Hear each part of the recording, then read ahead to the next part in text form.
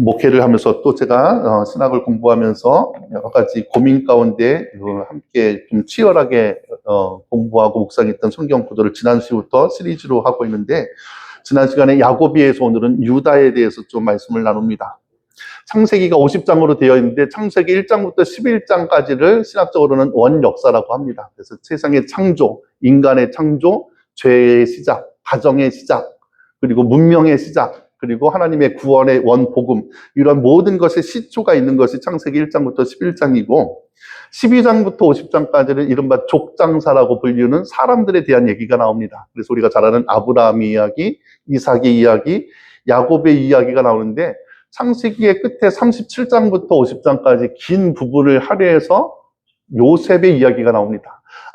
그 분량으로, 장수로 따지면 아브라함의 기간보다 훨씬 더 많은 분량을 이 요셉에 대해서 다루고 있는데, 예수님의 족보에 의하면 요셉은 어떻게 보면 주님의 족보에 이르는 그러한 혈통이 아닙니다. 그런데 요셉에 대한 이야기가 많이 나오고, 오히려 야곱의 장자 역할을 했던 유다 이야기는 요셉이 이야기에 짤막하게 삽입되듯이 그렇게 나옵니다. 그래서 많은 신학자들은 그 출애굽으로 넘어가는, 왜 이스라엘 백성들이 애굽으로 가서 애굽의 노예가 됐는가를 길게 설명하기 위해서 요셉이 이야기를 다루었다라고 하지만, 그럼에도 불구하고 우리는 유다에 대한 궁금증을 가지지 않을 수가 없습니다. 그리고 37장부터 요셉이 이야기 나오다가 38장 한 장을 전체를 할애해서 유다의 이야기를 주는데, 그 이야기의 내용도 그렇게 거룩하지가 못합니다. 이른바 며느리와 유다, 시아버지 사이에서 태어난 그런 이야기를 이렇게 정확하게 설명해서, 하나님도 이야기를 떳떳이 밝히기에는 부끄러우셨나? 그렇게 우스갯소리로 얘기하는 사람들도 있습니다.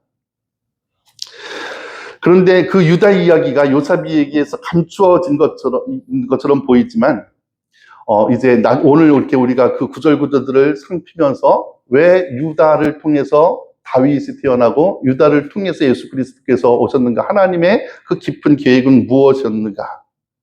지난주에 우리가 야곱의 장자권에 대해서 나눌 적에, 야곱의 장자권이 우리가 생각하는 것처럼 그 아버지 이삭으로부터의 재산을 상속받기 위한, 물론 원래 그들의 의도가 뭐였는지는 모르겠지만 하나님께서 이루신 것은 이삭으로부터 한 푼도 상속받지 못했다는 것을 우리가 성경 구절들을 통해서 알 수가 있습니다. 오히려 그 장자권이라는 것은 하나님의 나라의 그 혈통이 에서가 아닌 유다를 통해서 그 야곱을 통해서 흘러왔음을 우리가 명확하게 볼 수가 있습니다. 그는 가치 있는 것을 위해서 어떻게든지 얻고자 해서 야복 강가에서 그야말로 하나님의 천사와 대면했을 적에 자기가 그토록 갈망했던 것이 사실은 라헬도 아니고, 그리고 사실은 축복권도 아니라 바로 하나님의 축복이었음을 밝히는 장면을 우리는 보게 됩니다. 그 믿음의 계보를 이은 정통성을 지닌 유다 지파의 시조 유다는 왜 요셉의 뒤로 숨어버린 것일까? 그는 진짜 숨어버린 것일까? 하나님은 이 이야기를 통해서 우리에게 무엇을 보여주고자 하는가가 오늘 설교에, 그리고 제가 실험했던 내용들입니다. 야곱이 4명의 아내가 있었지요. 그 제일 사랑했던 라헬, 그리고 언격결에 먼저 결혼했던 레아가 있는데, 그 레아로부터는 6명의 자녀가 나옵니다. 루벤, 시므온, 레위, 유다. 그리고 나중에 이제 이스라엘과 스불론을 더 낳게 되고, 라헬로부터는 우리가 잘 아는 요셉과 베냐민 2 자녀를 낳게 됩니다. 라헬의 시녀 비라로부터는 단과 납달리 2명, 그리고 레아의 시녀 실바로부터 갓과 아셀 12명의 자녀를 낳게 되는데, 잘 알다시피 야곱은 그 중에서 라헬만을 사랑했다라고 반복적으로 나옵니다. 그리고 12명의 아들 중에서 야곱이 사랑했던 것은 오직 요셉이 죽은 줄로 알았은 후로부터는 베냐민만을 사랑합니다. 37장, 이제 요셉이 죽은 줄로 알고 야곱이 절규하는 내용이 나오는데, 형들이 요셉을 팔아넘기고 그의 옷을 죽은 증거라고 가져왔을 적에 야곱의 반응이 나옵니다. 이것이 37장 33절 35절에 나오는데, 뭐라고 얘기하냐면, 그 띄워줄 수 있나요? 그 성경 구절. 제가 먼저 읽어드릴게요. 아버지가 그것을 알아보고 이르되 내 아들의 옷이라, 악한 짐승이 그를 잡아먹었도다. 요셉이 분명히 찢겼도다 하고 자기 옷을 찢고 붉은 배로 허리를 묶고 오랫도록 그의 아들을 위하여 애통하니, 그의 모든 자녀가 위로하되 그가 그 위로를 받지 아니하여 이르되 내가 슬퍼하여 스올로 내려가 아들에게로 가리라 하고 그의 아버지가 그를 위하여 울었도다. 이렇게 얘기합니다. 그러니까 요셉이 그토록 자기가 사랑했던 요셉이 죽으니까 다른 아들들이 뭐라고 위로해도 그 위로를 받지 아니하고 내가 스올로 내려가 죽겠노라 이렇게 얘기하는 건 내가 아들과 같이 죽겠노라 죽은 것처럼 살았다라는 것입니다. 그러면서 이제 38장에 유다의 이야기가 시작되는데 유다의 이야기 그 첫 절에 보면요 뭐라고 얘기하냐면 그 후에 유다가 자기 형제들로부터 떠나 내려가서 아둘람 사람 히라와 가까이 하니라 이렇게 얘기합니다. 그 후라는 건 뭐예요? 요셉을 팔아넘기고 아버지가 요셉이 죽었다라고 생각하면서 울면서 어떤 아들의 위도로 받지 아니하고 그렇게 살아갈 적에 유다는 그것을 견디다 못해서 이제는 자기 형제 야곱의 집으로부터 나와서 다른 지역에 가서 가나안 지역으로 가서 시라와 사귀면서 거기서 가나안 여자 여인과 더불어서 결혼을 하면서 이제 독립하여 가정을 이루게 됩니다. 독립하여 가정을 이뤘다라기보다는 우리말로 하다 보면 우리말로 표현하면은 이 일 후에 가출을 한 것입니다. 그야말로 더 이상 집에서 못 살겠다라고 하면서 집에서 나와서 독립을 한 것입니다. 아마도 요셉을 팔아넘긴 것에 대한 죄책감도 조금 있었을 것이고 그리고 아버지에 대한 서운함 같은 여러 감정이 더 이상 그를 그 가정 안에 머물지 못하게 했을 것입니다. 그 모든 발단이 됐던 야곱의 그 편애 그리고 죽음과 슬픔만 가득한 가정 속에서 아들의 위로도 받지 못하고 더 이상 아버지와 남은 아들들 간의 관계도 원활하지 못한 상황에서 유다는 그것을 참을 수가 없어서 나와서 이제는 홀로 독립을 한 것입니다. 그 뒤로 이제 성경 구절에서는 뭐라고 얘기하냐면 38장에는 그는 가나안 여인과 결혼하여 세 아들 엘과 오난과 셀라를 낳고 그러면서 이제 야곱과도 요셉과도 상관없이 살아갑니다. 그렇게 세 아들을 낳고 살다가 여기까지 이거는 아니고요. 그 전으로 세월이 낳고 이제 어떻게 되냐면은 세 아들 엘과 오난과 셀라를 낳는데 이 장자인 엘이 다말이라는 여인과 결혼을 했는데 자식을 낳지 못하고 일찍 세상을 떠나게 됩니다. 당시에 우리나라에도 예전에 있었다고 하는데 형사 취수제 해가지고 형이 죽으면 그의 형수를 그 동생이 이제 취하여서 대를 잇도록 하는 그 제도가 유다의 땅에도 깊이 있었는데 그 관습에 따라서 둘째 아들인 오난이 형수를 취하여서 이제 또 가정을 이루게 되는데 문제는 그 오난마저도 이제 아이를 낳지 못하고 죽는 것입니다. 그러니까 유다가 어떻게 결정하냐면 세 아들을 낳는데 두 아들이 먼저 죽으니까 우리도 예전에 그러잖아요. 와가지고 그 며느리를 얻었는데 그 자기 자녀가 일찍 죽으면 뭐라고 얘기해요? 뭐 씌웠다 그러면서 이제 이렇게 쫓아내거나 그러는데 차마 그러진 못하고 원래 법대로라면 셋째 아들 세라를 이렇게 결혼시켜가지고 그 대를 이어야 되는데 세 아들을 다 잃을까 염려한 나머지 그 핑계는 뭐라고 되냐면 셋째가 너무 어리니까 장성할 때까지 기다려라. 우선 친정에 가 있어라. 그래서 보지 않고 친정으로 보내게 됩니다. 근데 문제는 이 셋째가 장성하였는데도 이제 그 시아버지가 자기를 부르지 않으니까 이제 그 며느리 다말이 그것을 간파한 것입니다.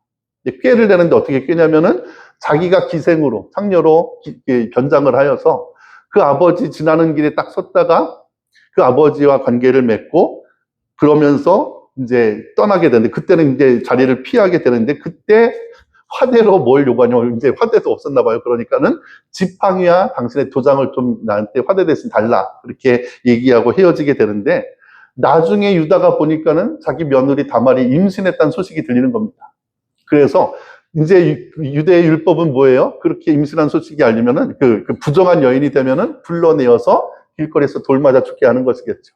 그러니까 이 여인에 대해서 이제 처형하고자 하는 이게 세상에 나와서 떠벌려서 부정하다 그래서 죽이려고 하니까 그때 이 다말이 그 시아버지 유다에게 가서 그 도장과 지팡이를 보여주면서 이건 당신의 것 아닙니까? 라는 것이 우리가 읽었던 26절 전까지의 얘기입니다.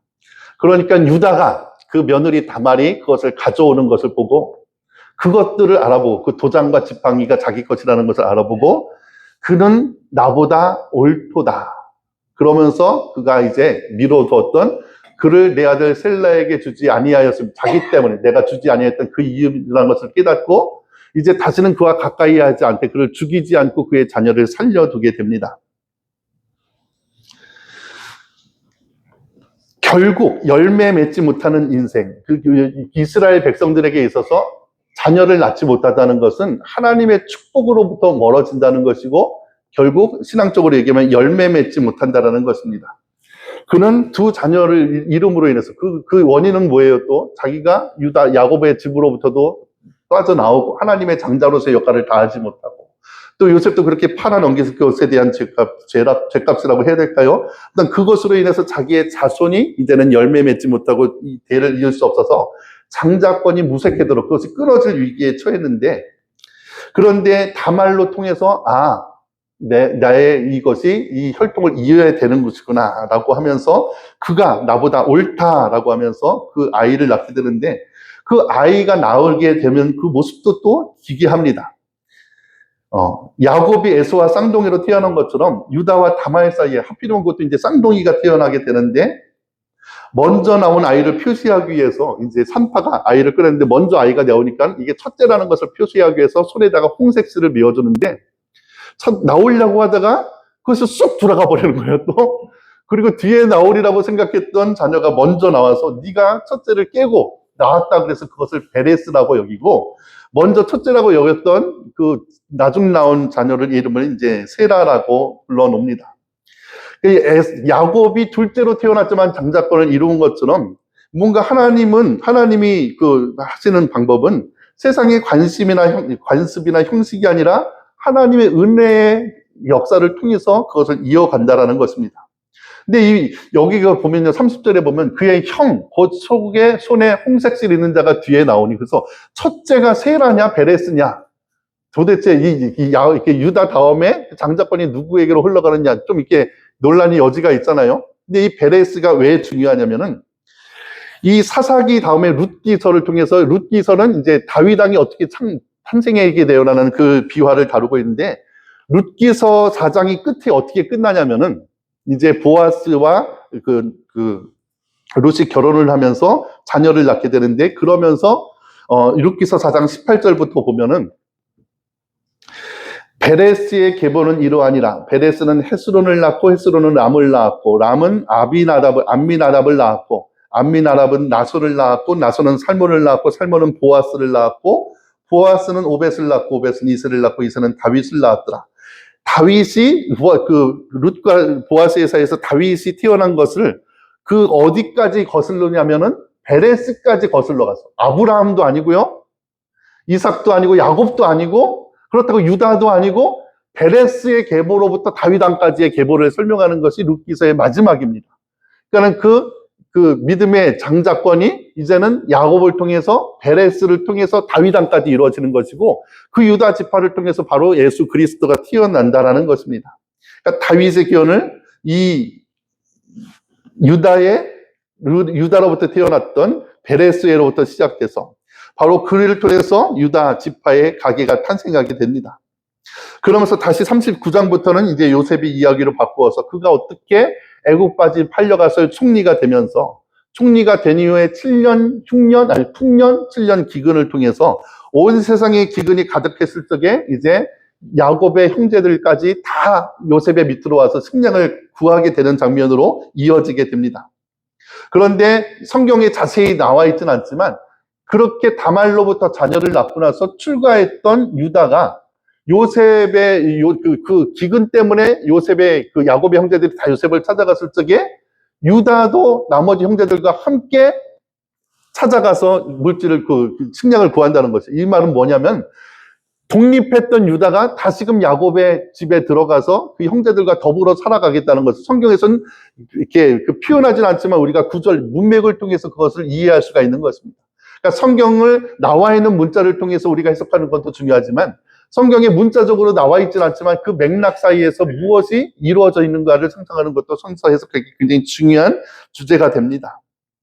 그러면서 이제 형들이 요셉에게 찾아가서 음식을 구하게 되는데 형들은 요셉을 알아보지 못했지만 그 형들을 알아본 요셉은 이 트집을 세워서 막내 동생이 있다고 하는데 그 동생을 데리고 오기 전까지는, 막내를 데려오기 전까지는 식량을 줄 수 없다라고 하면서 시므온을 볼모로 잡아두고 베냐민을 데리고 와야지만 식량을 준다라고 그렇게 되돌려 보냅니다. 그런데 아버지에 가서 그 얘기를 하니까 아버지가 베냐민을 내놓겠어요? 안 내놓겠어요? 베냐민은 절대로 못 준다. 내가 죽으면 죽을지언정 베냐민은 못 준다라고 하는데, 그러다가 더 기근이 심해지니까 다 죽게 생겼으니까는 그때 이 아버지를 설득하는 것도 또 유다가 설득을 합니다. 그 장면이 창세기 43장 8절 9절에 나오는데 제가 읽어드릴게요. 유다가 그의 아버지 이스라엘에게 이르되 저 아이를 나와 함께 보냈으면, 그 아이가 이제 베냐민이죠. 우리가 곧 가리니 그러면 우리와 아버지와 우리 어린아이들이 다 살고 죽지 아니하리이다. 내가 그를 위하여 담보가 되오리니 아버지께서 내 손에서 그를 찾으소서. 내가 만일 그를 아버지께 데려다가 아버지 앞에 두지 아니하면 내가 영원히 죄를 지으리다. 이렇게 약속을 하면서 아버지로부터 베냐민을 데리고 와서 이제 요셉을 향하게 됩니다. 그때 유다가 뭡니까? 내가 이 아이를 데리고 오지 않으면 내가 영원히 죄를 지을 것입니다. 내가 담보가 되니까 나를 믿고 베냐민을 보내소서, 이렇게 아버지를 설득하는 것입니다. 그러니까 이제 야곱이 이 베냐민을 내어주게 됩니다. 베냐민만을 편애해서 다 죽게 하려는 야곱을 설득해서, 야곱이요, 그 태어날 때부터 자기가 원하는 것은 다 가지려는 그 습성을 가지고 태어나지 않았습니까? 그래서 하나님의 장자권이라는 고귀한 것을 통해서 장자권을 가지는 것까지는 좋은데, 그것을 가진 이후에도 이제 그 집착이 요셉과 베냐민에게만 향해져 있어서 모든 형제를 다 돌보는 것이 아니라 오직 요셉, 오직 베냐민만을 그냥 이렇게 가지려고 하다가 이제 다 죽게 생긴 것입니다. 그럴 때 이 야곱을 설득한 것이 바로 유다인데, 그래서 베냐민을 데리고 또 요셉을 찾아가지요. 그런데 음식을 가지고 이제 되돌려 가려를 찰나에 또 요셉이 어떻게 또 이렇게 음모를 꾸며서 가려는 짐 속에 요셉의 것을 숨겨두어서 이제 베냐민을 이렇게 놔두고 가야 된다라고, 이제 베냐민만을 남겨두면 음식 보내주겠다, 이렇게 얘기하는 것입니다. 그러니까 유다의 입장에서 얼마나 큰일이 난 것입니까? 그래서 이제 베냐민 놔두고 가라, 그러면 내가 음식을 돌려보내리라. 그런데 이때 또 나서서 베냐민을 달라고 간구하는 것도 또 유다가 나서서 얘기를 합니다. 그 장면이 본문은 굉장히 긴데 중요하지만 그걸 한번 우리가 같이 읽어보겠습니다. 19절부터 우리가 한 절씩 교독해 보실게요. 제가 먼저 읽습니다. 이전에 내 주께서 종들에게 물으시되 너희는 아버지가 있느냐 아우가 있느냐 하시기에 우리가 내 주께 아뢰되 우리에게 아버지가 있으니 노인이요 또 그가 노년에 얻은 아들 청년이 있으니 그의 형은 죽고 그의 어머니가 남긴 것은 그뿐이므로 그의 아버지가 그를 사랑하나이다 하였더니, 그러면서 이제 계속 이어지는데, 주께서 또 종들에게 이르시되 그를 내게로 데리고 내려와서 내가 그를 보게 하라 하시기로 우리가 내 주께 말씀드리기를 그 아이는 그의 아버지를 떠나지 못할지니 떠나면 그의 아버지가 죽겠나이다. 그러니까 이 베냐민을 데리고 가지 않으면 그의 아버지가 죽을 것입니다, 이렇게 설명하는 것이죠. 주께서 또 종들에게 이르시되 그를 내게로 데리고 내려와서 내가 그를 보게 하라 하시기로 우리가 주의 종 우리 아버지에게로 도로 올라가서 내 주의 말씀을 그에게 아뢰었나이다. 그 후에 우리 아버지가 다시 가서 곡물을 조금 사오라 하시기로 우리가 이르되 우리가 내려갈 수 없나이다. 우리 막내 아우가 함께 가지 않으면 내려가려니와 막내 아우가 우리와 함께 가지 않으면 그 사람의 얼굴을 볼 수 없음이니이다. 주의 종 우리 아버지가 우리에게 이르되 너희도 알거니와 내 아내가 내게 두 아들을 낳았으나 하나는 내게서 나갔으므로 내가 말하기를 틀림없이 찢겨 죽었다 하고 내가 지금까지 그를 보지 못하거늘 너희가 이 아이도 내게서 데려가려 하니 만일 재해가 그 몸에 미치면 나의 흰머리를 슬퍼하며 스올로 내려가게 하리라 하니 아버지의 생명과 아이의 생명이 서로 하나로 묶여 있거늘 이제 내가 주의 종 우리 아버지에게 돌아갈 때에 아이가 우리와 함께 가지 아니하면 아버지가 아이의 없음을 보고 죽으리니 이같이 되면 종들이 주의 종 우리 아버지가 흰머리로 슬퍼하며 스올로 내려가게 함이니이다. 주의 종이 내 아버지에게 아이를 담보하기를 내가 이를 아버지께로 데리고 돌아오지 아니하면 영영이 아버지께 죄짐을 지리이다 하였사오니 이제 주의 종으로 그 아이를 대신하여 머물러 있어 내 주의 종이 되게 하시고 그 아이는 그의 형제들과 함께 올려보내소서. 함께 읽습니다. 시작. 그 아이가 나와 함께 가지 아니하면 내가 어찌 내 아버지에게로 돌아갈 수 있으리까? 두렵건대 제 해가 내 아버지에게 미침을 보리이다. 이렇게 얘기합니다. 이때 중요한 표현이 27절에 한번 나오는데요. 그 야곱이 베냐민을 데려가겠다 하니까는 그 아들들한테 뭐라고 얘기하냐면 27절이에요. 27절. 예, 주의 아버지가 우리에게 이르되 너희도 알거니와 내 아내가 내게 두 아들을 낳았으나 이렇게 얘기합니다. 4명의 아내가 있었는데 야곱은 한결같이 그의 아내들한테 내 아내는 나일 뿐이야. 딴 아내는 다 가짜야.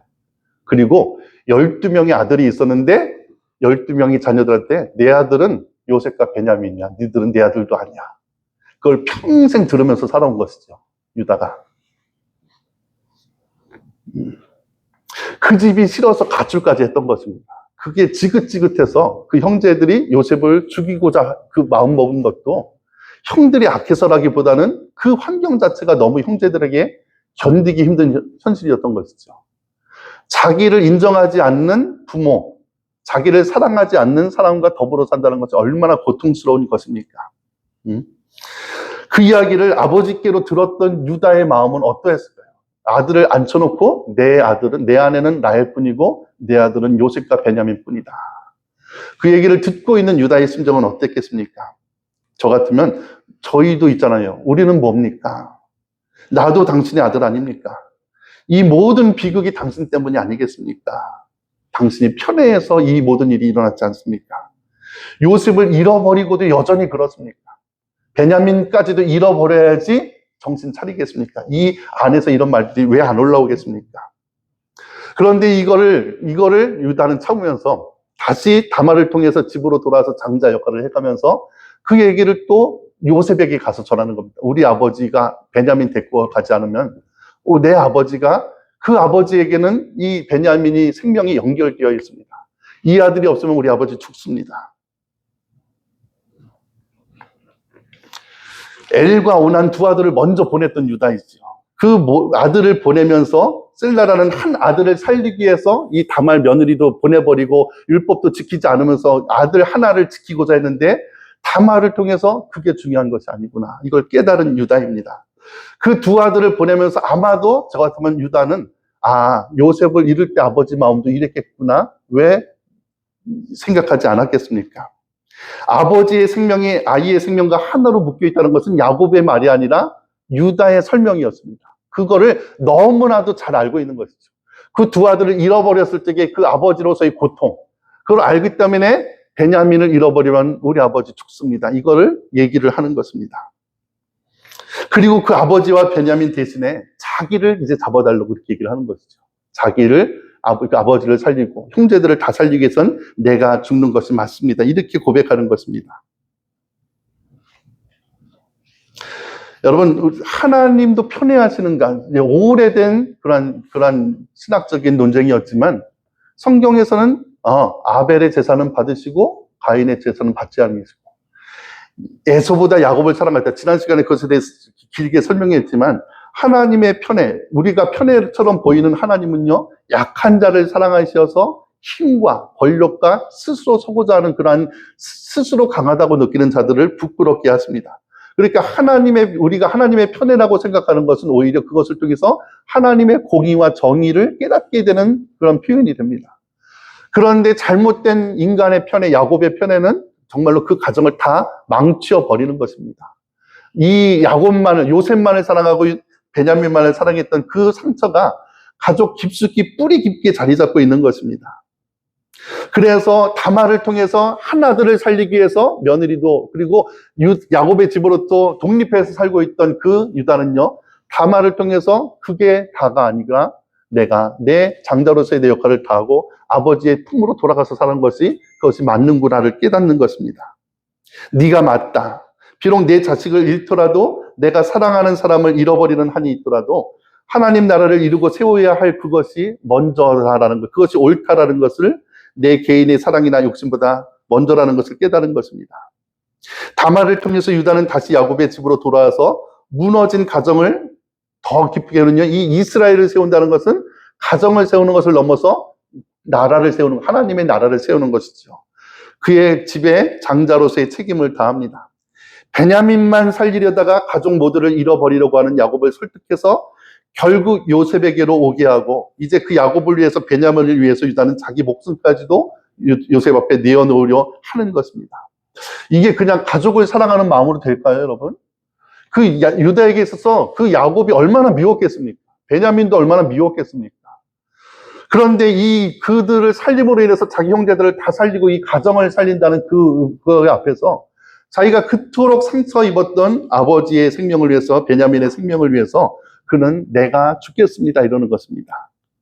이와 비슷한 구절, 이것을 설명하는 구절이 로마서 8장에 나옵니다. 로마서 5장 6절부터 8절에 보면, 우리가 아직 연약할 때 기약대로 그리스도께서 경건하지 않은 자를 위하여 죽으셨도다. 의인을 위하여 죽는 자가 쉽지 않고 선을 위하여 용감히 죽는 자가 혹 있거니와, 우리가 아직 죄인 되었을 때 그리스도께서 우리를 위하여 죽으심으로 하나님께서 우리에 대한 자기의 사랑을 확증하셨느니라. 이렇게 얘기합니다. 그리고 10절에서는요, 곧 우리가 원수 되었을 때 그의 아들의 죽으심으로 말미암아 하나님과 화목하게 되었은즉 화목하게 된 자로서는 더욱 그의 살아나심으로 말미암아 구원을 받을 것이니라. 유다가 그 집을 나갈 때는 아마도 아버지를 원수처럼 생각했을 것입니다. 자기의 모든 가정의 불행이 씨앗이 아버지 때문으로, 요셉 때문으로, 베냐민 때문으로 생각했을 것입니다. 그런데 다말을 통해서 그는 장자의 그 해가 본분을 찾고 다시금 야곱의 집으로 와서 또 그 가족들을 다 이끌고 요셉에게 와서, 그리고 그 상처 입은 가정 가운데 자기의 감정은 다 제하여 버리고 아버지에게, 이 아들 베냐민이 없으면 죽습니다. 아버지와 이 베냐민은 연결되어 있습니다. 나는 아무것도 아니지만 내가 차라리 죽겠습니다. 근데 요셉이요, 이것을 듣다가 그도 말문이 막혀서 이 44장 이렇게 보면은요, 이 44장 이 유다의 그 말 뒤에 요셉이 참았던 울음을 터뜨리면서 그 형들을 용서하는 장면이 나옵니다.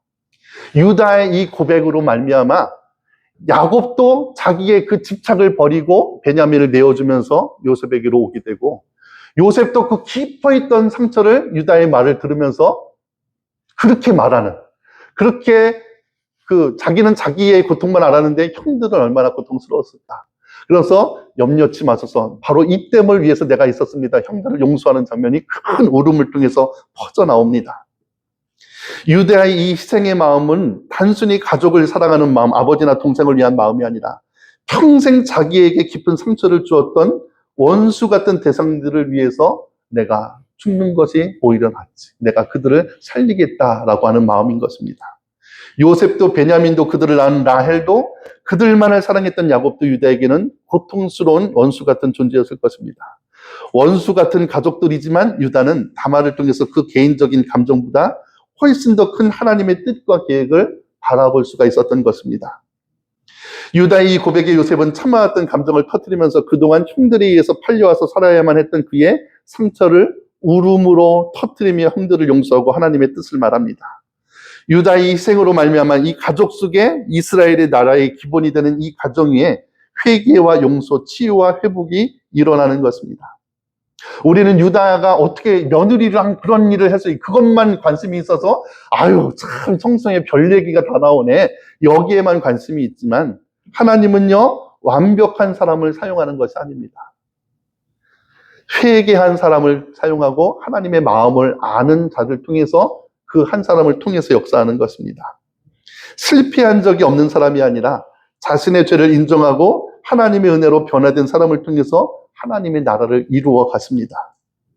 유다는 다말을 통해서 무너졌습니다. 스스로 어떻게 얼마나 끔찍한 그러한 모습을 바라보았겠습니까? 그런데 자기의 도덕성이 깨지는 것보다 우선한 것이 자기가 하나님의 뜻을 모르고 살았구나. 내가 이 야곱의 집, 이스라엘의 장자라는 역할을 내가 잃어버리고 홀로 가출해서 살고 있었구나. 다말을 통해서 깨닫고 네가 나보다 옳다. 이렇게 고백하면서 다시금 장자로서의 사명을 다합니다. 넘어졌던 바로 그 자리에서 그는 다시 세워지게 됩니다. 하나님은 그를 다윗의 조상으로 예수 그리스도의 계보를 잇는 사람으로 사용하셨습니다. 하나님께서도 우리에게 묻고 계십니다. 우리도 살아가면서 얼마나 많은 뿌리 깊은 상처를 갖고 계십니까? 여러분, 그거를 건드리기만 해도 또 욱 올라오면서 아직도 용서하지 못하고 있는 그런 깊은 뿌리들이 혹시 있지 않습니까? 하나님께서 그것이 옳으냐라고 말씀하시고, 우리에게도 다물과 같은 어떠한 계체를 주셔서 네가 나보다 옳다. 그렇지. 내가 이렇게 짊어지고 가서 살아가는 것보다 이것을 용서하는 게 맞지. 그러면서 변화된 사람으로서 그 고통으로부터 이제는 일어나시기를 주의 이름으로 축원드립니다. 너는 변화되었느냐? 회개는요, 과거를 후회하는 것이 아니라 새롭게 살아가는 것입니다. 새롭게 살아가는 것입니다. 유다처럼 자신의 잘못을 인정하고 그렇게 다른 사람을 살리기 위해서 자신을 내어놓는 사람을 하나님은 너가 이스라엘의 장자라라고, 비록 순서도 맞지 않고 도덕적으로도 그렇게 비난받을지 모르겠지만 하나님은 네가 나의 장자다라고 얘기하시는 것입니다. 여러분들 안에 있는 그 깊은 상처 속에서 이제는 용서할 것 용서하시고 내어놓아야 될 것 내어놓으시고 이제는 자유하게 주의 장자로서의 사명을 감당하는 저와 여러분들이 될 수 있기를 주님의 이름으로 간절히 축원드립니다. 함께 기도하시겠습니다. 하나님 아버지,